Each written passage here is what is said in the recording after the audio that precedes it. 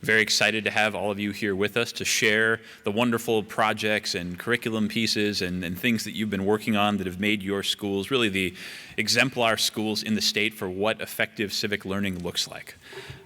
So before we get started and introduce the schools and have schools and students and all sorts of people come up and share the wonderful things that have been going on, Michelle actually handed me hot off the presses.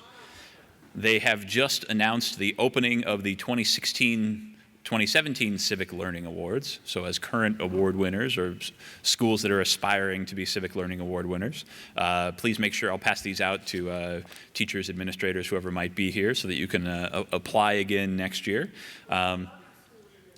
Or other schools. Yeah, encourage other schools. I mean, I know that you want to be the award-winning school in your district, and maybe you're not quite ready to share the wealth, but you can just... Yeah. Share, spread the love. So I will pass these out. If anybody wants them, we'll have them on the table up here at the end. Michelle did tell me, though, that the links that are included on here are not live yet. So the paper is live. The technology is lagging behind on that. So with that, I am going to begin. I want to turn it over to our schools as quickly as possible. As you all know, the California Civic Learning Awards are the result of a partnership between California's Chief Justice, who has spoken here a couple of times, Chief Justice Tani Kantil-Sakauwe, and the State Superintendent of Public Instruction, Tom Torlakson. Really a fantastic initiative that's been taking place over the last 3 years. This will be the 4th year of the program coming up. That has really sought to recognize the great work that schools do in civic learning. There has been for a long time quite an emphasis on the importance of college and career. As I've heard Michelle say many, many times, that is only 2 of the 3 C's that are necessary, that third C, preparing students for civic life and for the roles as citizens, is just as important function of what we do in schools. And obviously the schools that are presenting today are exemplars of what that looks like in the best possible form, which is why they have won the awards. So I'm going to start by turning it over to our dear friends. We happen to be very personally invested in this award-winning school here at the Foundation. We've worked with Royal High School for, I think, about 5 years now on a great partnership. We actually just had some of their students come up this week to hear Vice Presidential candidate Pence speak. We've been working with them for a long time on the Ronald Reagan Citizen Scholar Institute at Royal High School.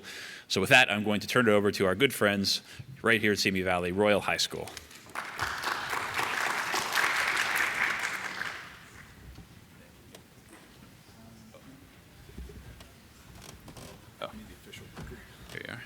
Thank you.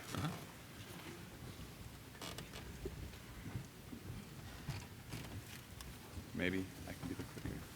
I can do it this way too. No. Brian, go ahead.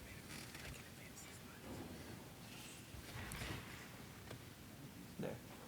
Those buttons. Arrows. We're good.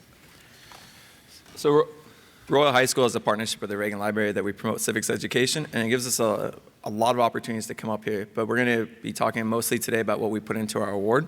Part of the Civic Learning Award, everything you do might not fit into a category, but here's some of the stuff that we did that fit into a category. So that was Brian Dennert. My name is John Downey. We're both teachers. Also with us, Matt Guzzo is our assistant principal, and we've been doing the Citizen Scholar Institute through the Reagan Library in our school, this formal partnership for about the last 5 years. Mr. Guzzo is in his 2nd year with us, and so we've broken in a new administrator, we've broken in a new counselor in charge as well, and also Rich Leadis, a teacher here as well at Royal, and then our student who will speak on this particular topic of the Diploma Seal projects is Brooke Miller. Good morning. It is an honor to be speaking on behalf of my fellow classmates. From a student's perspective, a Diploma Seal project is a very unique way when learning how to contribute to the society and the community. For example, I am closely working with Mr. Downey on a project specific to campus beautification, and it is interesting to work closely with Mr. Downey and learn about how to incorporate the community in bettering our school. This project will incorporate students and bonding events that we will we will recruit, in addition, students from maybe a freshman class and make a tradition out of this project.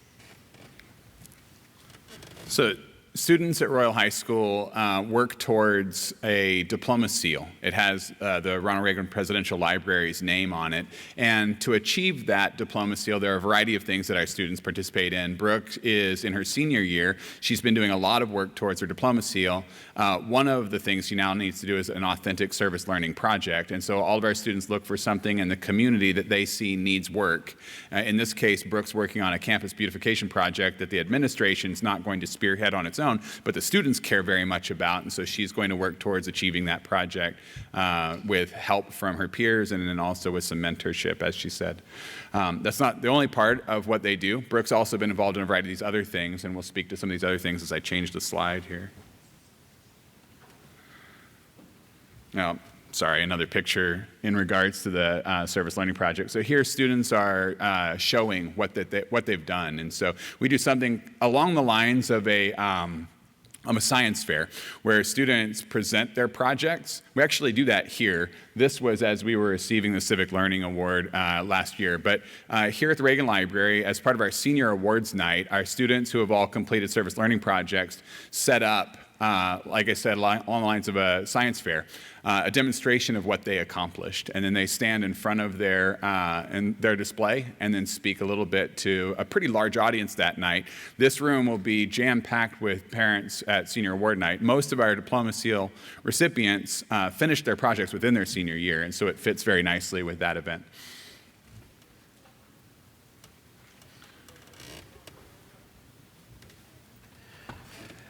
We have the Medal of Honor curriculum, and one of the ways that we incorporate it in a school is we went through it not just in a particular class, but with all of our students, and we wanted to do something that we modeled digital citizenship. So we had a Twitter town hall where kids in each class on a variety of topics after they've watched the Medal of Honor vignettes got to talk about ideas like what is character or what is heroism. So they will look at this and say, what's courage? And then tweet about it. So many students were tweeting that day. We were trending in Los Angeles, so it was pretty cool.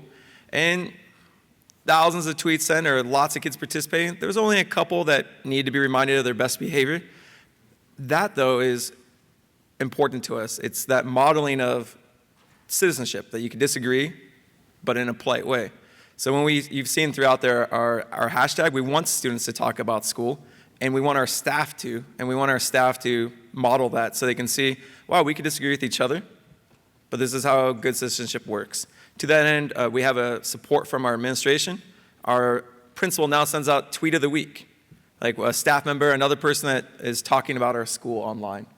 So that right there, that kid was in my class, and I never knew. He wasn't sure if he was supposed to talk about it, and I asked him before we could include it in presentations like this, could I mention it? Because his his father's worked undercover, and he checked at home, and he said yes. So he sat in my class all year long, did his work, smart but quiet. And then that day, he got a chance to participate and apply what he was learning about the Medal of Honor curriculum.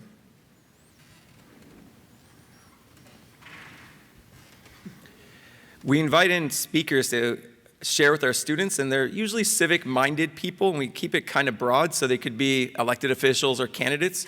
But I'll just tell you a little bit about those. Some of those people you can see, police chief. The guy in the top left is one of our best speakers ever. He runs a local skateboard shop. I just did it because it sounded fun. I didn't realize that it would actually relate to our curriculum enough.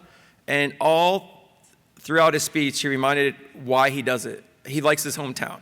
He doesn't want to move away. He likes local restaurants, and he likes our community. So he spoke about how he made it better. You can see that we have Medal of Honor recipients there. The bottom right, we have a Royal High School graduate. So we do that at least once a month, and we put it into our curriculum by requiring that students attend one a semester. But they could choose which one to go to. Maybe two a semester, but they'll have a huge list of which to go to. One thing I'd like to just quickly add on this is that civics education is pretty highly valued by our administrators and by the school district, and they made a commitment when we developed this partnership with Reagan Library to create a special space for us on campus. We, of course, do civics outside of the classroom. We very regularly make trips up here to the Reagan Library or downtown to the federal courts or to visit the Federal Reserve Bank downtown, but on campus we have a very special space, and so an old shop classroom classroom was reconfigured, very, very nicely appointed with big screen TVs, nice sound system. And so this is the hub for most all that we do with the Citizen Scholar Institute. And so if you've been seeing in the background these pictures of a nice space, I think a dedicated space where we do civics, of course, we do civics everywhere, but to have this special place really has made it a very official. Our students, we're now at this, as Mr. Penny said, we're at this 5-year mark, and as a result of having 5 years in, we now know, or students we're now seeing have expectations of civics is just what we do at the school. It's kind of a cultural thing. Now, no student has been at Royal where they were at Royal before we had this special space.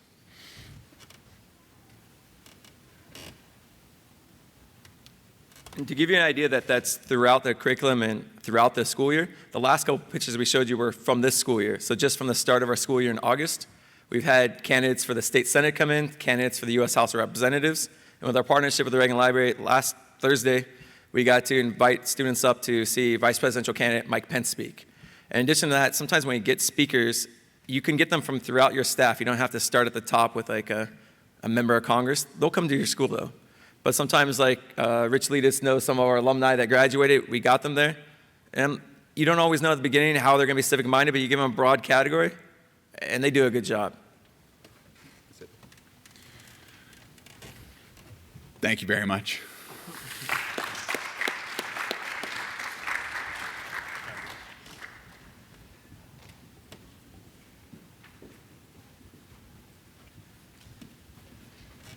Excellent. All right, let me see if I can get this thing to work here.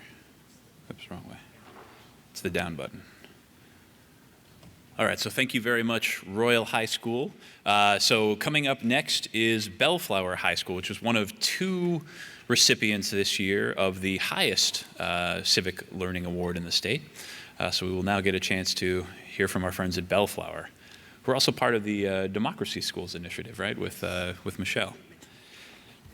So here you go. If you just push the down button, it should work for you there. Okay, thank you. All right, ready, guys? That was going to be a tough act to follow. Those are amazing programs you guys have. That's what we're aspiring to.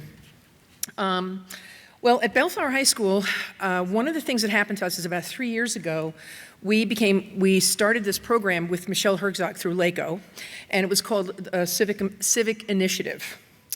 And, oops, oh, wrong way, sorry, wrong one. There we go.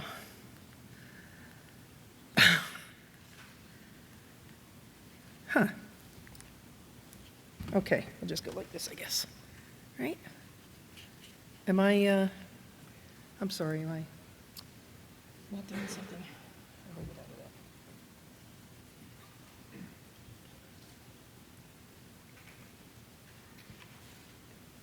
of that? Got it, okay. Will it work now? There we go. Okay. Got it. Thank you. Okay. Okay. I keep aiming it at the screen, which is the wrong way to go. What happened was, it was a 3-year pilot program that we worked on with Michelle, and it was funded by the Bechtel Foundation up near San Francisco. And what it did, it created a lot of opportunity for professional development. We created a team at our school the keywords were to institutionalize and then find a way to sustain civic learning at our school. Now, we have a high school and middle school, so we technically go from 7th to 12th. And what we decided to do was implement this across the board in our social science department to begin with. And then if it became successful, then the other subject matter, all the other disciplines would want to join in, and which is basically what has happened. So we applied back in March of 2013. We were accepted into the program. The goal was to institutionalize high-quality civic learning. Hey, guys, can you move down just a little bit? There we go. Thanks, because I just want to see what I'm doing. Thank you. And we completed it last year, and we became a civic democracy school. And there might be somebody else out here who was in it, but there were 13 schools that applied in LA County, and then there were a couple in Orange County. And it was a really exciting time. We were here last April, and we got our award.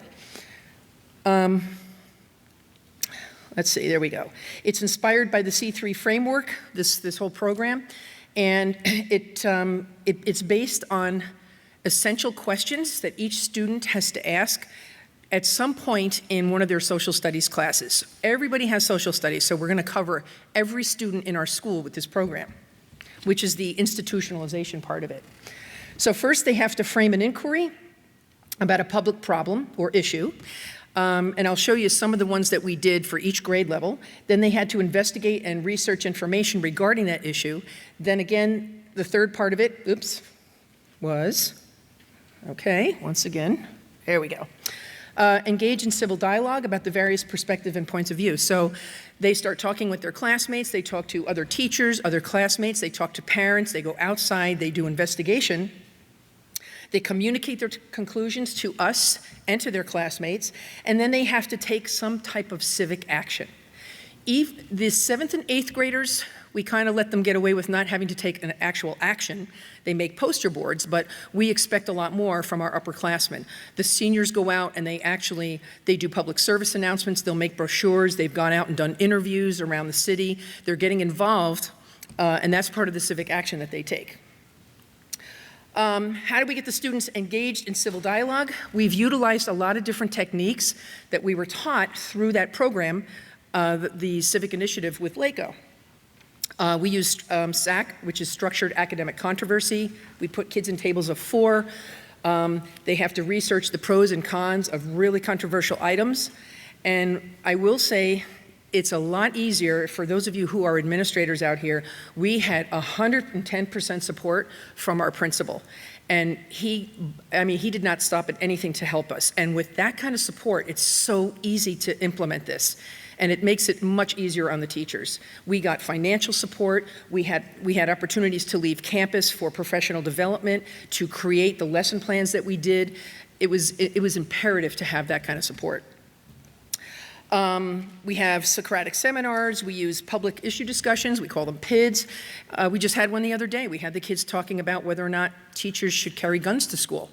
And these are highly controversial, highly sensitive topics, but this whole program has taught our students to speak about this kind of thing at a much more mature level. We use sentence frame cards so that they know how to address each other if they disagree with one another. We use soapbox speeches. Students will prepare a speech, and some of these guys, actually, they and their classmates did some soapbox speeches in April when we came here last. We have classroom discussions, philosophical chairs, and basically these are just some of the techniques that we use. And our successes so far, the biggest success was our annual civics fair that came from this. So that was the invitation that went out up there, and kind of like a science fair, we had this gigantic civics fair, never been done before, and we had it in the gym. This past year, we had it outside because it's become so big. This coming year, we're going to have it as part of the open house. So all the parents will be there. We're going to have tables set up outside of the classrooms so that the community can come in and see what their students are doing civically. 1,800 students attended our civics fair. It was open all day long, and we gave out questionnaires. We allowed students to vote for best in show. So there was a competition. Who did the best project? Who made the biggest impact in their community? And they won awards, Starbucks cards, things like that. Students voted with their phones for best in class. And this was key. This is how we institutionalized it. We spent time off-site, and we developed a lesson plan for every grade level, 7, 8, 9, 10, 11, 12.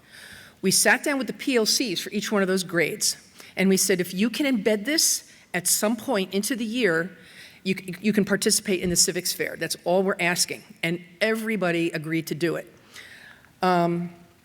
We built the plans into the social studies department, and then that institutionalization, oops, sorry, I think I can go back, let's see.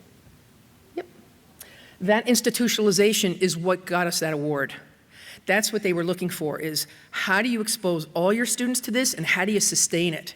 So we have built it into the curriculum. When someone looks at the curriculum handbook for our school now, they'll see every student in a social science class is required to do a civics project. It's embedded. So that, again, that's really one of the things that helped us get the award. Now, these guys were freshmen last year, they're sophomores this year, and they're actually going to talk to you just a little bit about what they did when they were freshmen. We have different topics for each grade level. The grade 7, and this is really cute, the 7th graders do this gigantic project on how governments should respond to epidemics. They research all kinds of epidemics, they find out a lot about it, they talk about it in class, and then they display it on a trifold poster board. Grade 8's question is, how has the United States met the goals set forth in the preamble of the Constitution? These are not yes or no answers. These are things that the students have to think about and research. The 9th grade one, whoops, here we go, is what obstacles face immigrants to the United States today? The 10th grade one was, what is the international community doing to prevent, suppress, and punish the crime of genocide? We had a group of sophomores who did such a good job with this that on the El Salvador genocide, which I didn't even know there was one, they did a phenomenal job, and then the El Salvadorian consulate came to our school and gave them an award. How has the U.S. met the goals set forth by the civil rights movement of the 1960s? We have 11th graders do that one. And then finally, 12th grade last year did, how has local government been responsive to the needs of its citizens? So each one of these is embedded into each social science class. Every single student, all 2,600 on our campus, did this project. So it's institutionalized. There's no other way to put it. Okay, this is an example, and I'll let you guys talk about this. This looks kind of complicated, but this is for freshmen. When the freshman class is responsible for getting ready to do their project, we give them a diagram to create their board so they look uniform and they understand what they have to do. So I'll let you guys go ahead and explain to them a little bit what you did, okay? Alrighty. So one of the parts of our poster board was the Coming to America essay, and for that we had to interview an immigrant that had come to the United States and ask them about their struggles and, just how they got here and why. And I thought that was like a really inspirational part of it because it really made me realize how much these people sacrifice to come here to this amazing country just for more opportunities of a better life that they don't even know if it's going to work out or not, but they just risked it all. And I think that's really something to appreciate. Some of the things that we learned, or that I learned through the Civics project, was I got a different perspective of what it's like to be an immigrant. Like, for example, some of the immigrant I interviewed, he said that when he came to America, he faced discrimination, and like people were treating him bad. But through the years, people started warming up to him. He got a little culture shock, but he's fine now.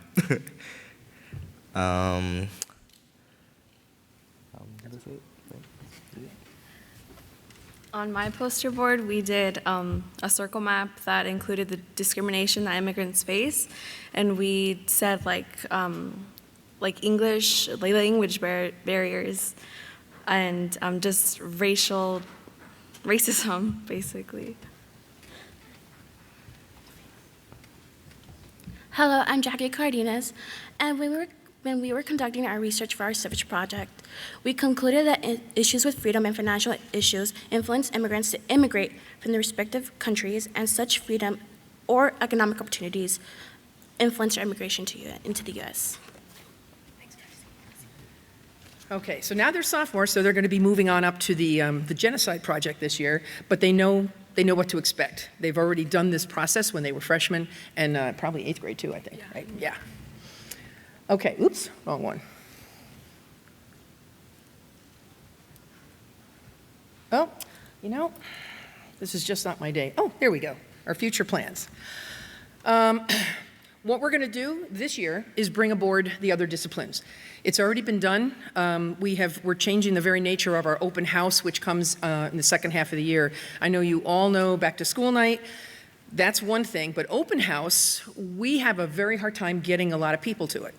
You can hear crickets in the classroom. It's the end of the school year. But this year, we're sending out invitations. We're going to be announcing it at the city, and all the kids are going to display their projects so the parents can come in and look at what their kids have been doing. And it will be, we're going to bring in like the music department. They want to be singing in the background. The science department wants to get involved. They want their students to use that civic inquiry process for scientific things like stem cell research. The other thing we're going to do, we're creating additional common lessons using all the strategies for every grade level. One thing that came out of this whole project for us is I initiated this, I guess you could call it a new position, like a TOSA, to become a civic engagement coordinator. The district rejected it at first, and they said, you know what, let's start out small. We're going to give you 2 free periods to work on civic engagement at the school. So now I have 2 free periods to develop these lessons, to work with the other departments. They actually saw enough importance to this, and they're behind it, that they want somebody to sustain it, help to be able to sustain it. These guys right here, another thing that we're going to be doing is bringing a teen court to Bellflower, and it is quite a process. The Los Angeles Superior Court system would like for us to be part of it. We'd actually have a courthouse right on our campus. So these guys are going to be hopefully my officers, but we're starting a teen court club, which will eventually become a law class, and we're going to start bringing in more people from the outside like you guys do, a lot of guest speakers to talk to them, attorneys, judges, police officers. And we're going to conduct another much larger civics fair, which I explained. We require already all seniors to conduct a civic investigation. They have to do community service hours. They also have to attend 3 city council meetings every semester. They have to. They have to take notes and know what's going on in their town. So hopefully we're going to be able to allow other people, other schools in our district to come in and watch what we're doing and become a teen court, and I think that was the end of it. Yeah. Sorry we took so long. Thanks, guys.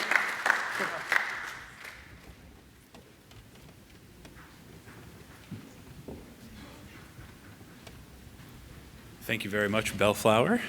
And next up, we have our friends from Normandy Avenue Elementary School.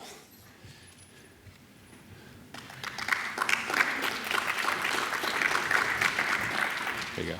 And then to advance, it's the down arrow. The down arrow? The down arrow, yeah. Okay. Good morning. My name is Myra Thompson. I'm the instructional coach at Normandy Avenue Elementary.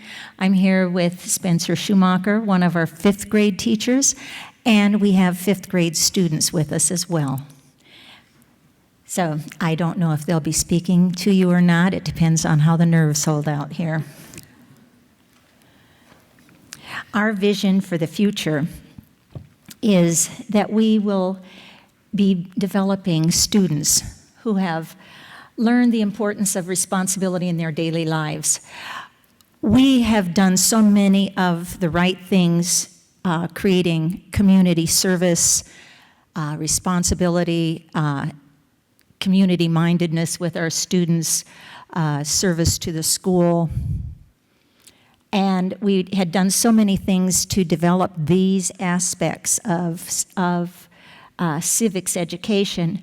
But what I was so happy to have as a result of finding out about this award process was the fact that we could actually formalize more of what we were seeing we needed as far as classroom education being a stronger structure. I don't know how many of you are familiar with what happens in elementary, but we have so many hours that are mandated for different content areas. And then there's that magical hour and a half that's left in which teachers have to somehow get in science, social studies, art, music, and PE. So in that magic hour, we decided that we were going to do some organization of actually putting civics together. And Mr. Spencer here was one of the leaders in doing so. Our students are now exposed on a regular basis to lessons that help them learn different aspects of the government, aspects of being good citizens, and and actually an extension of what the activities and events that we have around our school are going to take, they're going to take with them into the world. We are an old school, over 100 years old. Over 90% of our students are below the poverty level. We have a lot of influences in the community to overcome. So our community situation is that it is, we're really happy that we have so many parents and students involved in improving our school community itself. We do regular projects to beautify our school. We have parents coming and cleaning. It's just been, those kinds of things are magnificent. Now we have our students seeing the importance and putting that into the perspective of their roles as citizens. And that's what I love about what the Civics Award has given us as far as lending a direction for what we're doing. Here are, this is one of the ways that our teachers involve students. We have a lot of classroom discussions. Both of these actually are from Mr. Spencer's class. This one on your right was a discussion, I believe, on the things that they considered to be important for the presidents to presidential candidates to address. Here, you can see some of the students that are here today. These were group activities to collaborate ideas and give meaning to some of the aspects of government, what government is dealing with, everything from the environment to crime to you name it. The different groups were addressing those issues and presenting to the class some of the findings that they have. We are real thankful for our Common Core standards because our students do have the opportunity to become more involved in their own learning, doing the research, having discussions, developing meaning that they can project to the rest of the students. Here is a brainstorming session. This one again is in Mr. Spencer's class. This was last week. Our classroom environment is conducive to awareness and responsibility. We have, for all ages, service awards. We have given a lot of books to the classrooms to keep civics education in the forefront so that teachers have at hand a lot of resources to share with the students. These are some bulletin boards on different aspects of life in the U.S., cultural issues. One of the things that we have had for the last several years is the overarching program of the 7 Habits for Happy Kids. These help children do such things as begin with the end in mind, a lot of goal setting, focusing aspects to this. We try to address one of these every month. And we have actually even some new murals depicting the characters and the 7 habits. We also have 4 Bs. This is essential to us. We go through them all the time with the kids. Most of our rules and for behavior and responsibility focus on these: being safe, being responsible, being respectful, and being present. And then every week we say the Normandy Pledge. As a Normandy Cougar, that's our mascot, I pledge to learn to respect myself and others and to achieve, believe, and succeed as a professional leader. Excuse me. See, I'm as nervous as you guys. We also have student leaders. We encourage students to do public speaking. We have a student council. We have a Cougar Patrol. The students are encouraged to take part in bringing the community into the classrooms, into our projects that we have. Here are some of our Cougar Patrol members from last year, along with some of our scouts. Our Cougar Patrol are students who engage in mediation. They give up their recesses and lunches to patrol the campus. We have over 900 students, so it's a large campus. We have 4 recesses and 6 lunch periods. So it's a lot of patrolling and a lot of mediating and anti-bullying work. And so we have students that give up their time to do this as a service. We also have, and there's some of them getting ready to take some dignitaries that came for our career day probably to stations in the classroom. We also encourage students to clean the school and do service around the school. We award them with Cougar Cash, which is a system of gaining little dollars they can spend in the Cougar store once a month for performing service around the school. We also have beautification days in which we involve the entire community. We have, at the last couple, have had up to, I think, last spring we had 115 who came to paint murals, clean closets, do a lot of gardening. We also always make gifts. This is a particular one that they're creating flower pots, and we'll put we have the artificial flower. This is all done.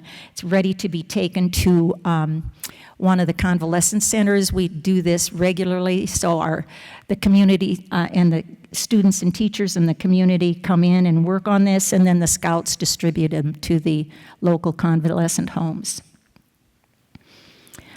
These are just parents and teachers involved in our library makeover project.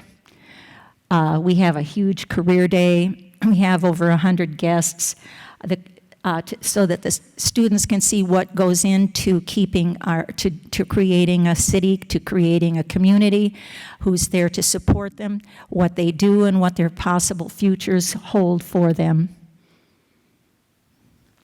These are just community volunteers. On the left-hand side is a group mentoring 5th grade girls called the Crown Jewel Club.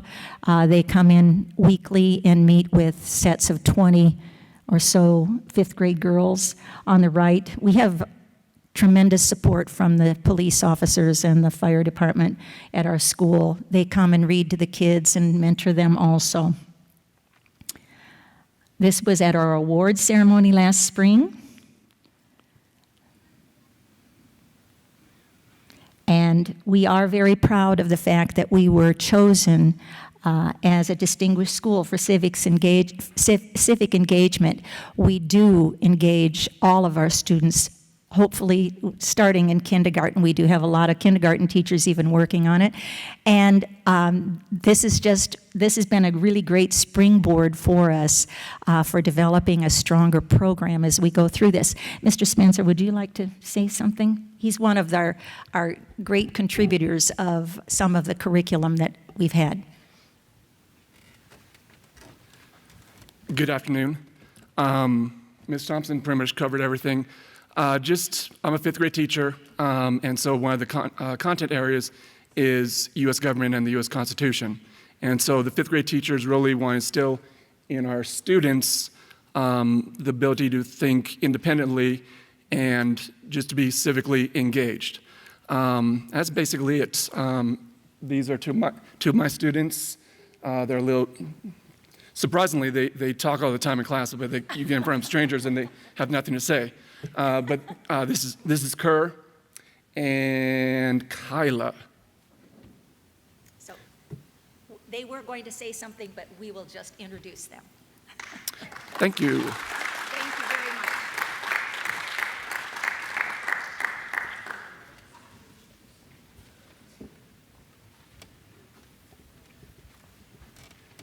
Fantastic. Thank you so much, Normandy. And finally, another one of our top award winners in the state, all the way down from Sacramento, our friends from Natomas. So come on down, and I look forward to hearing what you have to say.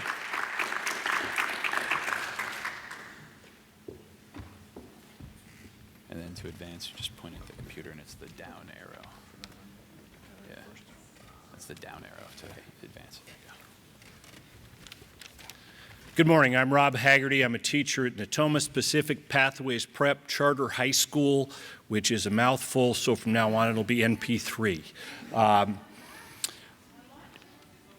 10 years ago, a few teachers got together and we created a law-themed high school in collaboration with the University of Pacific and the University of Pacific McGeorge Law School, designed to promote learners who were academically prepared to move to the next level of education, as well as students who were engaged, informed, and active in their communities, and the ability to go out and be good citizens. We started with 80 students 10 years ago. Today we stand as a K-12 system with over 1,400 students.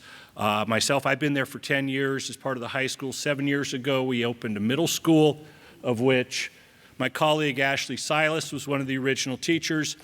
And we've created kind of a systemic program going from our Leader in Me program now that we've introduced at the brand new elementary school. It's about a month old. And up through our high school program. It's a 4-year law curriculum at the high school program, beginning with foundations, working through criminal, constitutional, and civil law. And I think the best evidence of what we do, we have been a 2-time winner for the Award of Distinction. And this year we were awarded the Civic Learning Award of Excellence. Best evidence for that are the 3 young people standing at my right.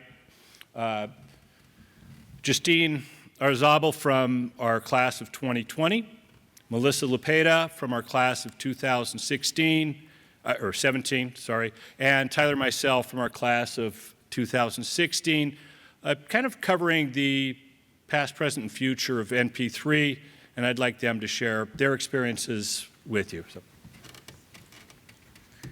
Thank you. Good morning. My name is Justine Arizabal. I am currently a freshman, now on my 4th year at NP3. From the start, my school has influenced me to become a more engaged person in my community. Transitioning from elementary to middle school, I wasn't entirely sure how I would get more involved with my new school. My whole 6th grade process was a step towards finding my place in society and taking on leadership roles. During that time, we were getting the foundation of what our community was and what we could do as students to be part of it. Stimulating debates in social studies inspired me to be more vocal about issues I found interesting and relevant. Towards the end of that year, we did student body elections, which was an opportunity for me to voice my opinion and take part in activities that were beneficial to me and my peers. In 7th grade, I learned the importance of how our government is changed by by history. In that year, I recall announcements going around that 7th graders could run for president. After much contemplating, I realized that my 6th and 7th grade experiences prepared me to lead. On election day, I spoke out in front of the entire school, which was my first time stepping up in front of a crowd that large. As much as I'd like to tell you I succeeded, long story short, I lost. However, it didn't discourage me and instead motivated me to participate in student government. I knew that was where I belonged, and it turned out to be an outstanding experience.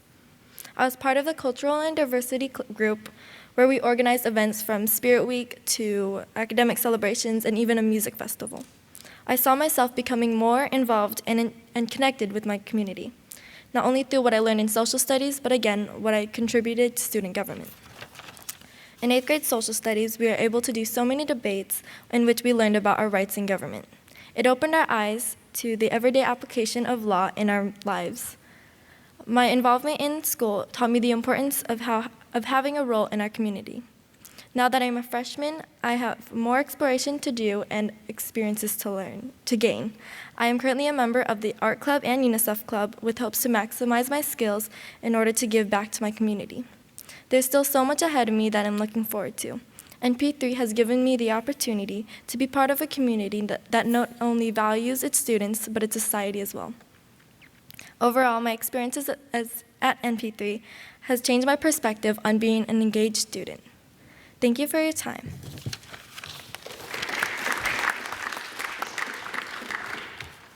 Good morning, everyone. I'm Melissa Lupetta, and I currently serve as student body president at MP3. Like Justine, I chose leadership as my middle school enrichment because I wanted to get more involved in my school. Working alongside students older than I was, from diverse backgrounds with different learning styles, skills, and opinions, I was taught the value of proper communication, collaboration, and ultimately compromise. Leadership class was the ultimate group project, and I came to love it because what we organized as a team had an immediate effect on the school. In the course of just a year, that class transformed me from the quiet contributor to a candidate for middle school student body president. I distinctly recall ordering Vote Melissa pins and having them come in the mail the afternoon results were released, after I'd lost. Regardless, I joined leadership again. Being just 11 or 12 years old and having that kind of ownership, a platform in which my input contributed to something greater than myself, was empowering. And that confidence continued. As a freshman in high school, I joined MP3's competitive mock trial team without having taken a single law class. In my first competition, I discussed burdens of proof, reasonable doubt, and probable cause, not because I was taught to recite what the law is, but because I felt engaged in its greater implications. In leadership, I'd gained the skills necessary to effectively work with other people, but through mock trial, I learned to trust what I had to say, to persuade, and to welcome debate. It gave me the voice in which to rally others. So my sophomore year, I ran for high school student body vice president. I remember taking to the center of the room amidst 100 unwavering gazes and sharing my vision for the school. Of the 6 hopefuls, I was elected VP, and after that year, I ran again, this time for student body president, the position I now hold. What my school does is teach the relevance of law in our everyday lives and calls us to utilize its principles to make a difference in what matters to us.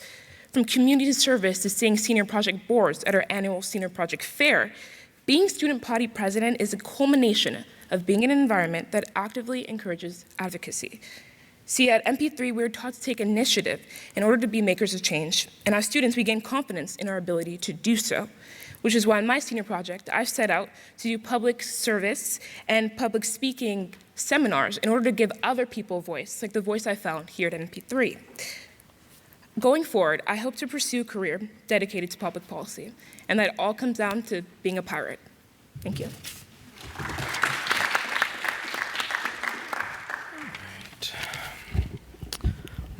Hello, everyone. My name's Tyler Meisel. I'm actually a recent graduate of NP3 as of June, so I'll be moving out into the real world actually next weekend, so I'll try and get done before that happens.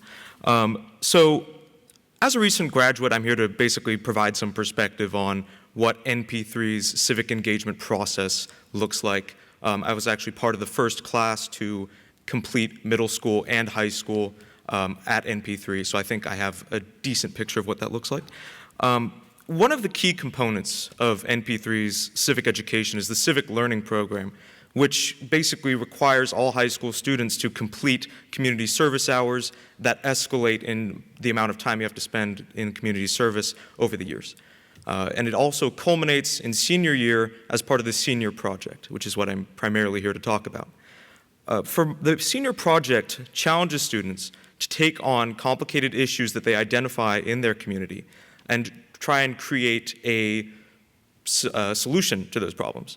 They do not have to solve those problems, but merely to go out into the community and help to fix it, create solutions, and show that they are working to better their community. For my senior project, I took on the issue of voter registration and voter turnout. Through my research, I found that the declining levels of both of those in our society was essentially a threat to American democracy, which I had also learned through my government classes at NP3. My project was very much a product of NP3's law-themed curriculum. The hands-on practice in governance and advocacy that NP3 provides. As a graduate, I have taken and passed all of the law classes, as mentioned by Mr. Haggerty, at NP3. And these classes have had a major impact on my own aspirations and my own learning. I actually want to go into the legal field and hopefully be a lawyer one day. Learning about the civil rights movement, in particular in junior year constitutional law, helped to really inspire my senior project. I saw that people had to fight and, in some cases, die for the right to vote. And that's something that I thought was something that needed to be protected in our society. In my junior and senior years, I also engaged in NP3's hand-on practices in governance and advocacy. I was a senior year, In senior year, I was a student government delegate representing my advisory class, which is another part of NP3 that is really crucial. It's a group of students that stay with a single teacher advisor through all 4 years of high school. And it really creates a nice group and a nice basis for learning and support. I was also a member of peer court, which involves students in the school's own justice system, where peer court members assign consequences in a courtroom-like setting to people who have broken education codes or school codes. So all of my experiences at NP3 through the civic engagement programs have really widened my perspective on democracy and the justice system, and in some cases as society as a whole. And one day I hope to be an attorney in order to help make positive change for the better. Thank you very much. Thank you very much.